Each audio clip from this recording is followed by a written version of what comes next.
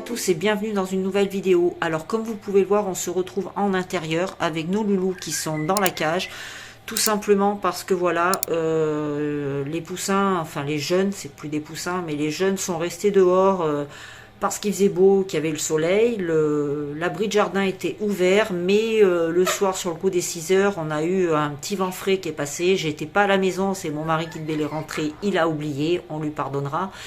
Mais voilà, ils ont pris un petit coup de froid, donc c'est pas un coryza tout simplement parce que ils n'ont pas d'écoulement nasal. Ça fait 3 jours qu'ils sont malades. Ils n'ont pas d'écoulement nasal, donc j'ai bien surveillé. Il n'y a pas eu de, vous savez, la mousse au niveau des yeux. Il n'y a pas l'œil larmoyant, il n'y a rien du tout. Ils restent plus ou moins en forme, ils sont pas abattus, ils se nourrissent. Ils boivent, donc ça c'est réconfortant. Mais voilà, ils ont pris un grand coup de froid au niveau des bronches tout simplement. Donc ça fait un peu comme les bébés, vous savez, quand ils sont très pris et que on sent qu'ils sont encombrés. Donc je sais pas si je vous avais bien écouté, je vais essayer de vous tendre le téléphone pour vous faire écouter à quoi ça représente. Alors, on va voir. Et on va voir ma pipette.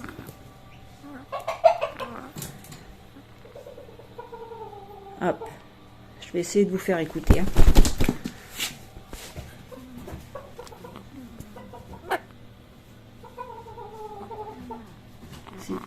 Voilà.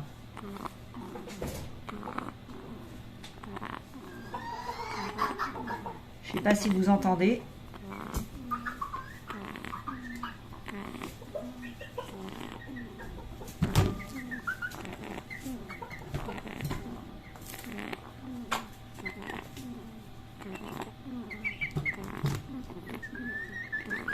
Voilà. Donc c'était pour que vous reconnaissiez à peu près le bruit. Lève-toi bon bonhomme, elle va re-rentrer. Lui c'est pareil. Alors son cas était un petit peu moins présent chez lui. Mais elle, c'est elle qui a commencé. Et du fait qu'elle est avec le petit coq, et ben certainement il y a eu un décalage. Parce qu'ils étaient tous dans l'abri. Donc il y a eu un décalage, c'est elle qui a commencé. Après elle, ça va un petit peu. Ça fait moins de bruit qu'hier. Parce qu'hier c'était juste horrible. Même la nuit je les entendais. Donc, et maintenant, ce matin, c'est plus lui qui a tendance à être gêné. Donc, ce que j'ai fait, c'est que je leur ai mis, pendant ces 3 derniers jours, je leur avais mis du Solurespi ici dans l'eau de boisson. Et je leur donnais une fois par jour mon mélange d'huile essentielle avec dans un quart de cuillère à café d'huile. Ce que je vais faire là tout de suite, c'est que je vais tout simplement faire une infusion. Une inhalation, pardon, je vais faire une infusion aussi, mais là je vais leur faire une inhalation pour dégager les voies respiratoires, c'est-à-dire que je vais mettre mes huiles essentielles dans un bol d'eau frémissante, enfin chaude, que je vais protéger évidemment parce qu'il ne faut pas qu'ils y aient accès, donc je vais le mettre à l'intérieur avec une cloche, comme vous savez que j'utilise par exemple pour les poussins, les poussins en décalé, donc je vais mettre le bol là-dessous, comme ça ils n'y auront pas accès, ça pourra diffuser. Donc je vais leur mettre dans la cage et tout simplement je vais recouvrir la cage avec un tissu. Voilà, ça va permettre de faire une inhalation. Cette inhalation, je vais la faire 3 fois par jour pendant à peu près 3 jours. Pour être sûr que voilà, ça dégage, ça va vraiment en jouer essentiellement au niveau des bronches et des voies respiratoires pour dilater un petit peu et que ça puisse faire remonter les gènes qu'ils ont, les mucosités qu'ils ont dans les voies respiratoires. Donc je vais faire ça et en parallèle je vais leur mettre un abreuvoir ici avec une infusion de thym que j'aurais fait également pour pouvoir leur permettre vous savez, le thym, on va pas revanter les mérites du thym sur la santé de nos poules. Donc c'est parti, on va aller chercher tout ça et on va installer tout ça avec les loulous, pour les loulous.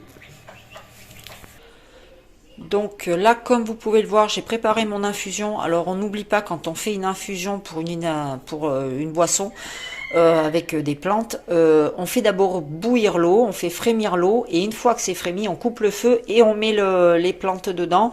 Faut pas que les plantes soient sous un feu allumé. On met là j'ai mis du thym et on laisse infuser pendant 10 minutes, un quart d'heure. Voilà. Ensuite on filtre et on met ça dans l'abreuvoir, on laisse refroidir et on le donne au loulou. Ensuite après ici, comme vous pouvez le voir, voilà, j'ai préparé mon eau avec mon mélange d'huile essentielle que je donne habituellement. Ici, j'ai mis 7 gouttes. Et on va aller poser ça tout de suite dans la cage. Donc voilà, comme vous pouvez le voir, j'ai installé le bol. Je vais me dépêcher parce que voilà, ça serait dommage de perdre les effets de l'infusion. J'ai installé le bol avec l'eau et les huiles essentielles ici. Comme vous pouvez le voir, j'ai recouvert avec une petite cloche à fromage toute simple. Ici, ce qui me permet à ce que ça diffuse bien et que ça n'évapore pas, que les jeunes n'aient pas accès au produit. Et là, je vais recouvrir avec un tissu. Voilà, donc comme vous pouvez le voir, j'ai recouvert la cage entièrement, voilà, ici. Et il me reste simplement à fermer comme ça, de façon à ce qu'il puisse tout simplement respirer l'inhalation. Et je vais calculer à peu près un quart d'heure de temps pour voir l'effet que ça aura eu, enfin qu'ils aient le temps de bien imprégner les produits au niveau respiratoire. C'est parti pour un quart d'heure. Donc en attendant, je vais venir filtrer mon infusion de thym. Alors le thym, j'ai pris du tout simple, j'ai pris ce que j'avais sous la main, c'est-à-dire celui-là, parce que cette année, malheureusement, j'ai arraché mes pieds de thym au potager, donc voilà, idiote que je suis. Mais bon, c'est pas grave, je vais replanter, donc voilà. On aimerait bien être autonome en plantes médicinales. Donc voilà, j'ai mis à infuser, hop, je vais poser ça là-bas. Donc, je viens, je prends et je filtre, tout simplement. Il n'y a pas besoin d'en faire des grosses quantités. Le mieux est de le refaire tous les jours. Donc, voilà. Ici, voilà. Et à la limite, vous voyez ce qui reste là. Je vais le remettre dans une autre infusion et je vais aller le donner aux autres qui sont dehors, dans l'abri de jardin. Parce qu'on ne sait jamais si je ne vais pas avoir d'autres malades qui vont se déclarer dans les jours à venir. Donc voilà, là c'est filtré, on va laisser refroidir tout simplement. Ensuite, je le mettrai dans l'abreuvoir qui est ici. Tout simplement, voilà, c'est un petit abreuvoir de cage. Hop, très pratique, surtout quand on a les poussins, vous voyez, c'est super pratique. Voilà. Donc, et puis j'ai réinstallé ça dès que l'infusion sera terminée. Allez, à tout de suite. Bon, voilà, le quart d'heure est passé, l'infusion est terminée, donc je vais retirer tout simplement le tissu. Voilà, je ne vais pas les laisser plus longtemps, c'est déjà pas mal. Un quart d'heure, 3 fois par jour, ça fait déjà la dose. Donc là, astuce, je remets mon rouleau ici. Voilà, et je vais venir leur mettre tout simplement l'infusion de thym que j'ai préparée ici, dans le coin. Voilà, comme ça ils pourront boire cette infusion tranquillou. Alors ça c'est des astuces que j'ai pour précaire, mais c'est bon, ça fonctionne. Voilà, et là je viens retirer. Et donc je viens d'aller vérifier les autres qui sortent pas aujourd'hui, parce qu'aujourd'hui on a un temps humide avec de la pluie. Donc quand il y a des problèmes comme ça de rhume ou d'avoir chopé un petit peu la crève, tout simplement on évite de sortir les jeunes qui sont déjà fragiles par rapport à ce petit rhume qui traîne. On évite de les sortir quand il y a de la pluie dehors, parce que le taux d'humidité va faire qu'empirer le problème. C'est de l'humide extérieur. Là j'ai fait de l'humidité mais avec de l'inhalation, donc qui va avoir pour but de dilater les bronches et de rendre plus facilement l'expectoration des volailles. Et du coup, là avec l'humidité, on le sait tous que pour les pékins, enfin pour les volailles en général, c'est compliqué.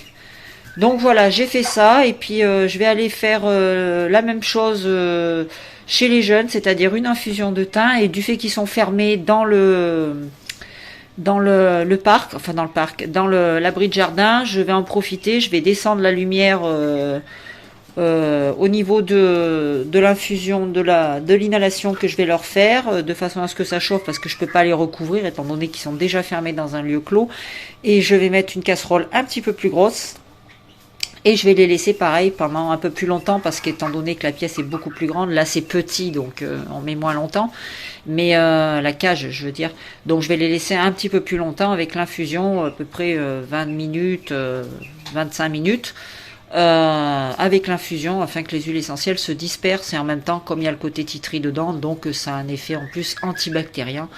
Donc voilà, Et ben écoutez, sur ce, je vais vous laisser. Je vais aller m'occuper de tout ce petit monde dehors parce que je viens d'écouter justement, comme je vous disais, un petit coq froment qui d'ailleurs, ce petit coq froment va ressembler très certainement à ma crotte parce que c'est un froment qui est sorti avec beaucoup de rouge et à la base ma crotte, et ben, c'est un froment qui a sorti beaucoup de rouge. Donc voilà, il y aura certainement un petit coq qui va ressembler étrangement à ma crotte, mais que je ne vais pas garder à l'élevage, vous comprenez bien le souci. Voilà. Bon bah écoutez, sur ce, je vous laisse, je vous souhaite à tous une bonne fin de journée, je vous dis à très bientôt dans une prochaine vidéo. Allez, ciao, bye bye.